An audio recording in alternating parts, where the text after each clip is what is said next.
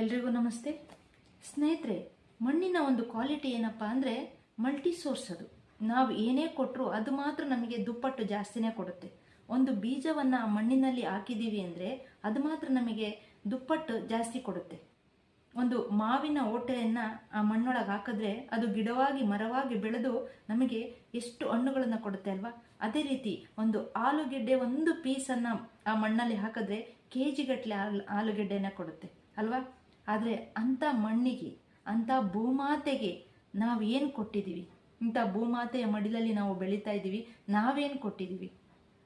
ಸ್ನೇಹಿತರೆ, ಎಲ್ಲ ಜೀವರಾಶಿಗಳು ಈ ಭೂಮಾತೆಯ ಮಡಿಲಲ್ಲಿ ಇದ್ದಾವೆ. ಎಲ್ಲ ಪಾಸಿಟಿವ್ ವೈಬ್ಸನ್ನು ಜಾಸ್ತಿ ಮಾಡೋದೇ ನಮ್ಮ ಕರ್ತವ್ಯ ಅಲ್ವಾ. ಭೂಮಿ ಮೇಲೆ ಬಾಡಿಗೆದಾರ ನೀನಣ್ಣ, ಅವನೇಳಿದಾಗ ಜಾಗ ಖಾಲಿ ಮಾಡಣ್ಣ. Thank you.